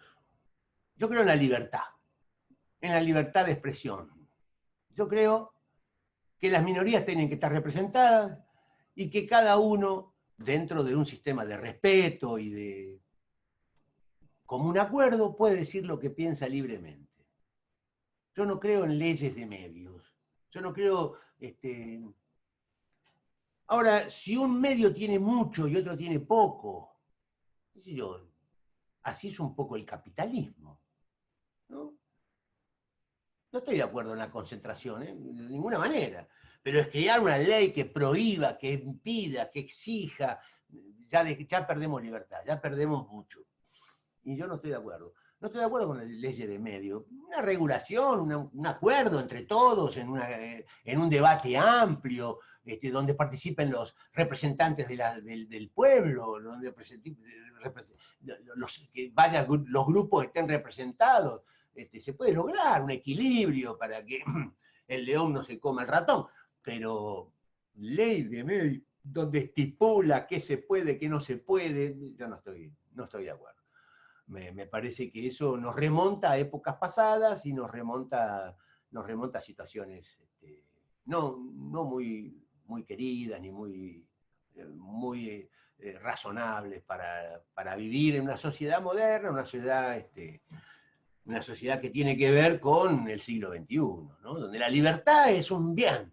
La libertad es un bien muy importante, ganado con muertos, ganado con lucha, ganado con sacrificio, ganado con errores, ganado con guerra, ganado con contraguerras, pero ganado.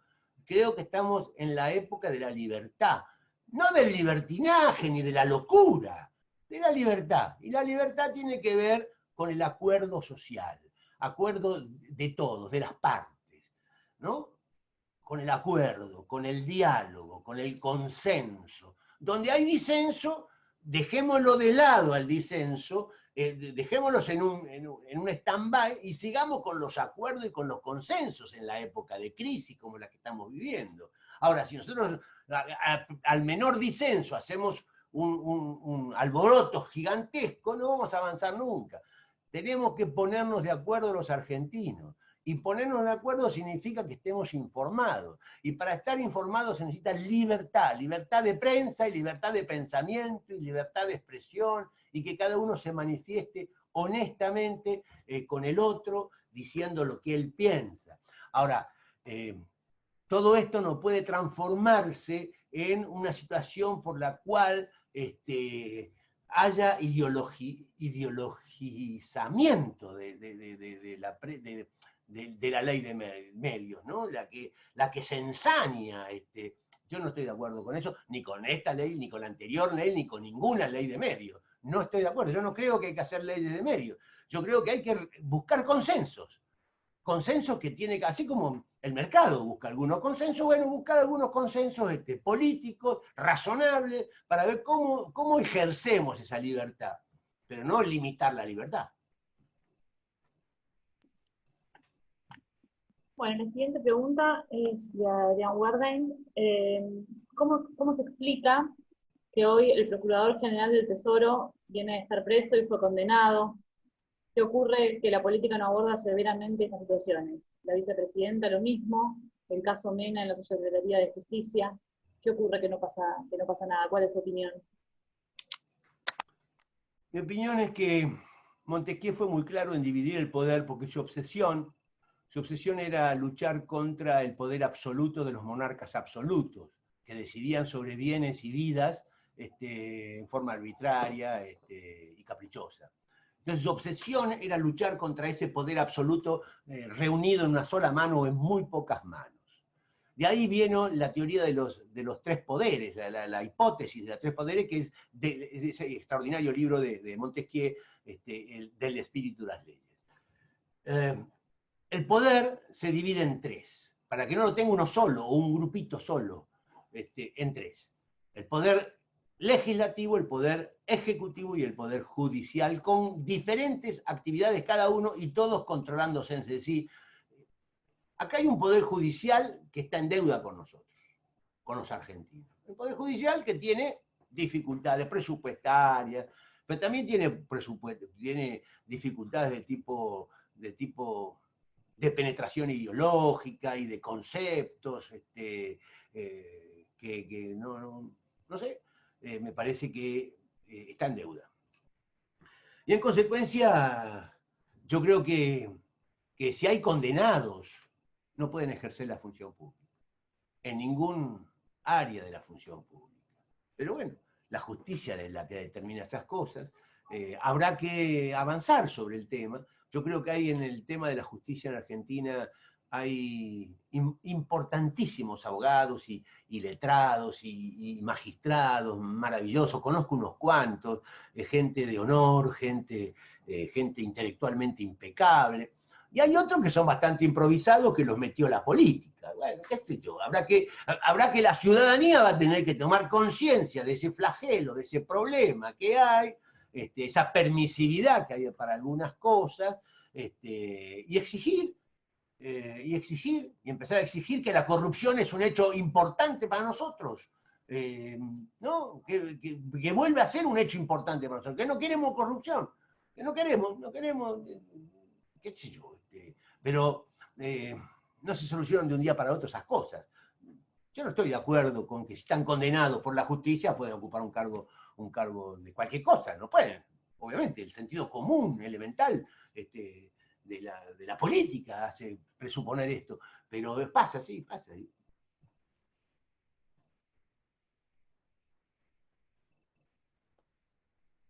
Bueno, para ir finalizando, tengo una pregunta de Manuel Martín, que también es bastante similar a una que hizo Mauro Brangol, acerca, bueno, del tema actual, que es el coronavirus.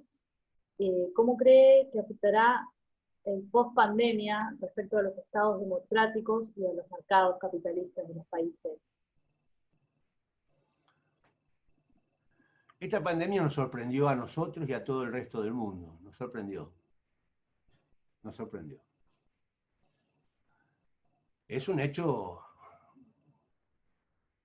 muy extendido, muy traumático. Nos tiene encerrados ya no sé cuántos días van, 50 días, acá en Argentina, en otros países también.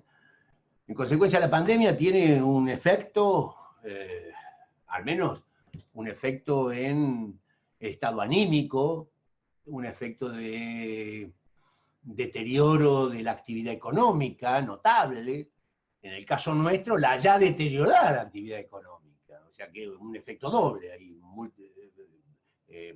multiplica. O sea que la pandemia nos ha abierto hábitos que no teníamos, estas conferencias, estas charlas, estos diálogos que tenemos nosotros gracias a Pollería y Pantalón, son novedosas, todos tuvimos que aprender rápidamente este tipo de tecnologías para poder comunicarnos. O sea que está modificando la pandemia y lo que produce la pandemia está modificando nuestra vida cotidiana. Antes nos bañábamos todos los días a determinada hora, ahora no sabemos ni a qué hora nos bañamos ni si nos bañamos. Antes nos lavábamos los dientes a determinada hora del día, ahora no sabemos si tenemos que lavarnos los dientes porque no sabemos si nos sacamos el pijama o nos pusimos el pijama o vivimos todo el día con pijama. Inclusive estamos los que leemos el diario físico, entonces sabemos qué día es por el diario físico, pero muchas veces uno pierde la noción, no sabe si es sábado, si es domingo, si es lunes. Bueno, nos cambió la vida cotidiana. Los que amamos yo tengo una sola nieta, a la que la amo profundamente, hace 50 días que no la veo, yo me desespero, me cambió la vida. Me mandan un video que me dice, abuelito, te quiero, pero no es lo mismo que un abrazo y un beso de tu nieta de 3 años, de 4 años, no es lo mismo. Nos cambió la vida, la pandemia.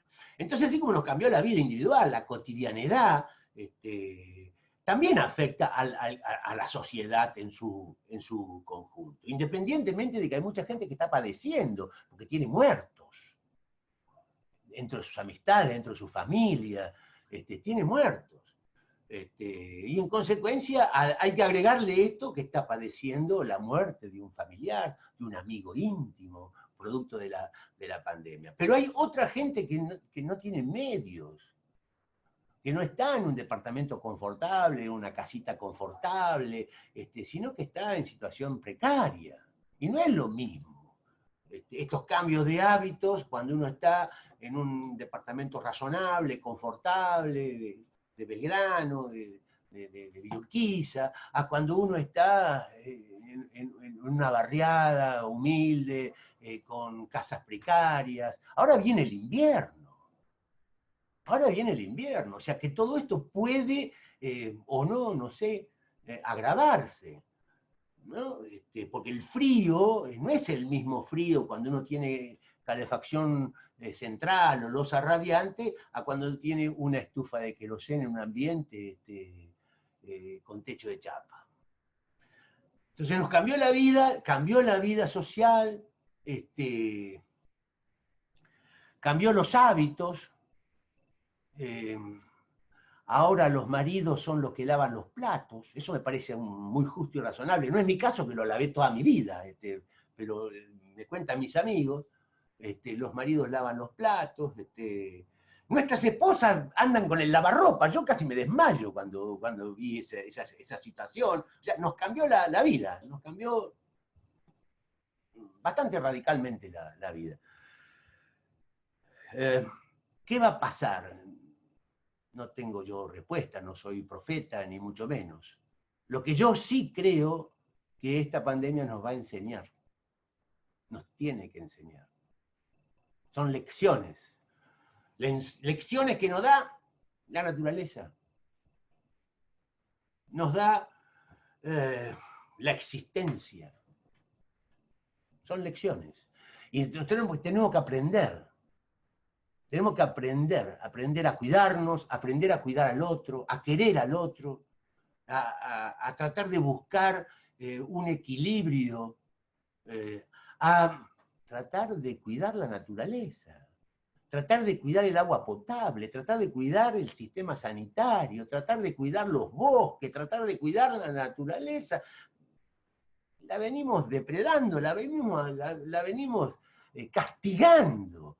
Nos hablan los científicos del calentamiento global, de la capa de ozono, del achicamiento de los hielos eternos, de la falta de agua potable en grandes partes del mundo, de la mugre de los mares, de la contaminación de los lagos, de la mugre y la contaminación de los mares y de los océanos, de la muerte de especies, todo eso son alertas, nos hablan, bueno, tal vez situaciones como esta, tan límites, nos lleven a tener una mirada distinta para tener un futuro más venturoso, más optimista, un futuro donde seamos más solidarios, un futuro donde nos demos cuenta de nuestra propia finitud, ¿no? Y a partir de ahí tratar de vivir la vida no corriendo hacia ninguna parte, sino tratando de reflexionar y de disfrutar de los momentos apacibles que nuestras familias, nuestros amigos nos dan.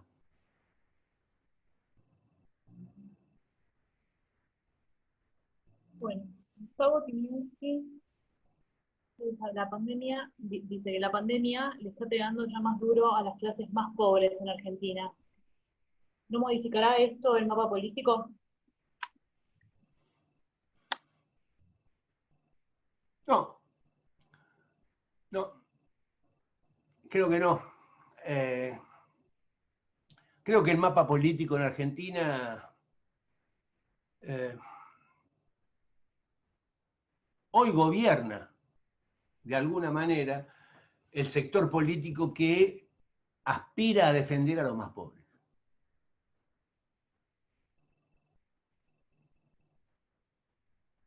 Entonces creo que no. Lo que pueden modificar es el mapa político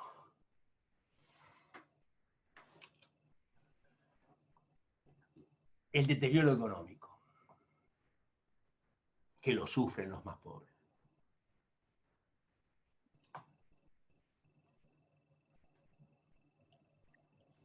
Bueno, la última pregunta es de Jorge Ricaño.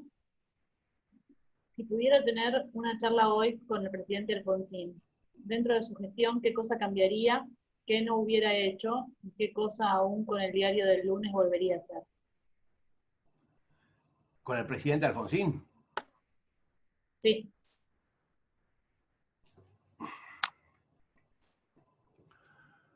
Lo primero que le diría, con la edad que tengo ahora y la experiencia que tengo ahora, que me tendría que haber puesto a mí de ministro de Educación. Pero, claro, yo en esa época no tenía la edad que tengo ni la experiencia que tengo.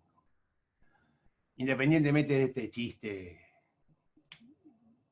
para que me dé unos segundos para pensar. Yo creo que el presidente Alfonsín tuvo muchos problemas y algunos pudo resolver, otros no. Pero yo le diría que le hubiese dicho que tendría que haber prestado atención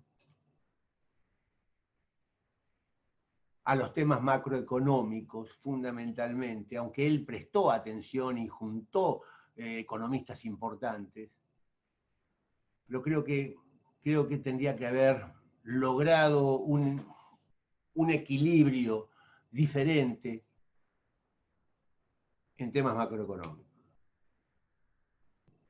Eso.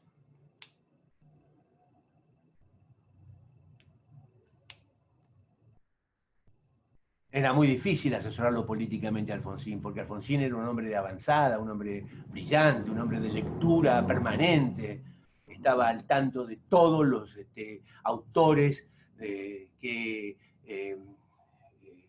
se consideraban de avanzada en temas del sistema republicano, de la democracia, de las libertades, estudiaba filosofía, leía profundamente, no como Menem, que leía las obras completas de Sócrates y que nunca escribió ningún libro, Sócrates.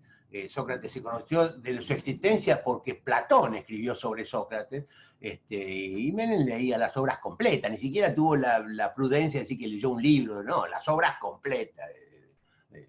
No, Alfonsín leía y tenía una formación intelectual muy sólida, reconocida por todo el mundo, muy sólida. Cabeza dura era Alfonsín, pero muy sólido. Bueno, Jorge, muchas gracias. No sé si alguien más tiene una pregunta o algún comentario. Hola. Papi, no sé. Hola. Hola. Sí, bueno, ¿qué puedo decirte más que gracias? No sé si alguno tiene alguna pregunta más que quiera hacer directamente o algún comentario. El problema es que si hacemos comentarios nos vamos a quedar horas, la verdad, porque charlar con Jorge es verdaderamente un placer. Esa voz la conozco. Bueno. De alguien que te quiere mucho. Yo también, yo también. Por entender quién es. Bueno,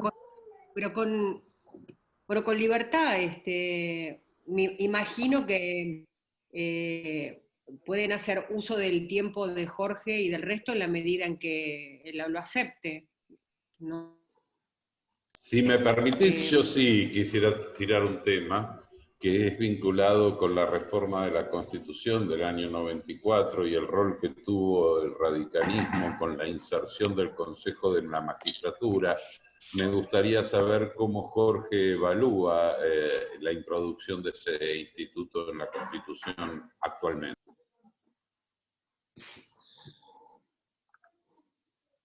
Y eso que Javier es mi amigo, ¿no? ¿Se escucha? Sí. Yo creo que el Consejo de la Magistratura fue pensado por Alfonsín para una determinada cuestión y derivó en otra. Yo creo que tiene algunas falencias notables de funcionamiento, no encuentra bien su rumbo, hay personas y dirigentes notables dentro del Consejo de la Magistratura, muchos de ellos amigos personales, pero creo que no ha encontrado todavía su aquí y ahora, no ha encontrado su rumbo, no ha encontrado su especificidad, y bueno, habrá que pensar qué se hace con esas situaciones que no están del todo delimitadas en su funcionamiento, y que me parece que efectivamente Javier ha puesto el dedo en la llaga en una situación compleja, ¿no? Me parece que el Consejo de la Magistratura tiene que madurar, y me parece que la sociedad tiene que hacerlo madurar y la política tiene que hacerlo madurar.